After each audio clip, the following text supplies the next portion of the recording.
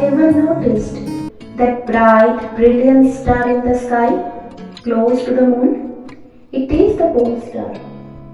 In Indian mythology, the pole star is called Druva. There is an interesting legend of a little prince behind it.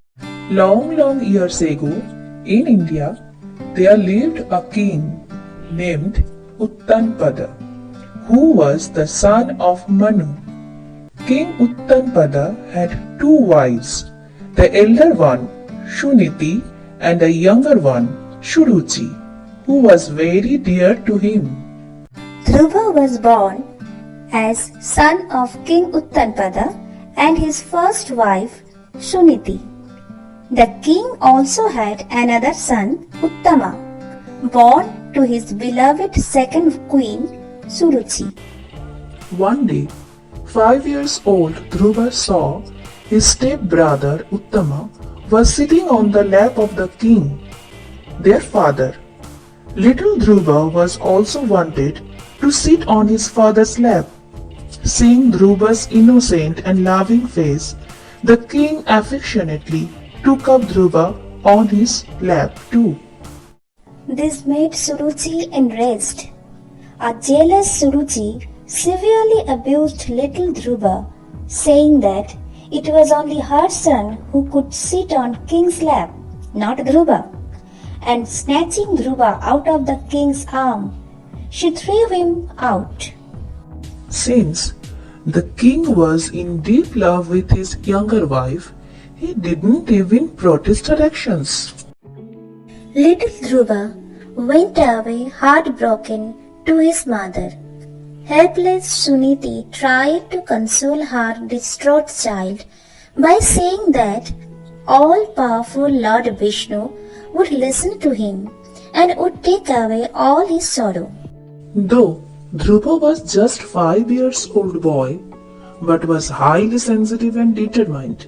Hearing his mother's words, devotion to Lord Vishnu was awakened in the tender mind of the child, Druva.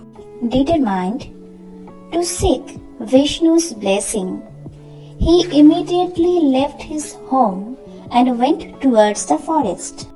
On his way, Druva had an opportune meeting Devarshi Narada. Knowing his intention, sage Narada tried to desist him, seeing Dhruva's early age. But noticing his high determination and self-confidence, Narada guided him by teaching the rituals and mantras to meditate for Lord Vishnu. Having been advised by Devarshi Narada, little Druva started his meditation and went without food and water for 6 months, thinking only of Lord Vishnu. His meditation released such tremendous energy that the very earth shook.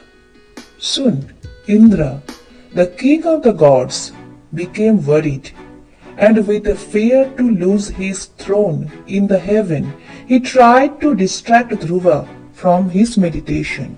Indra sent all kind of monsters and evil creatures to scare the boy and make him give up his meditation. But Dhruva stood still and calm, unaware of everything except Lord Vishnu.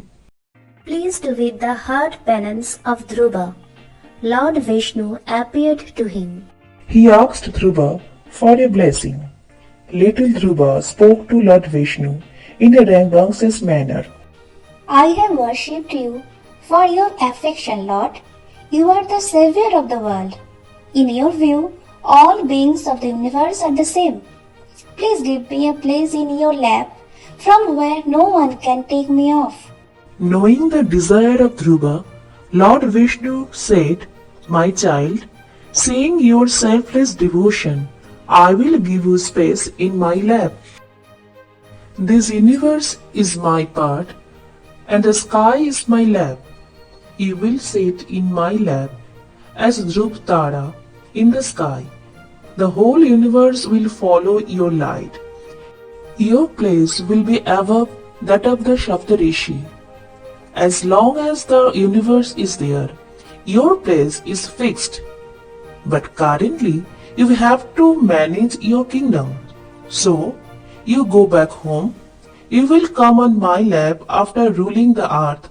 After saying that, Lord Vishnu disappeared. Druva went back home.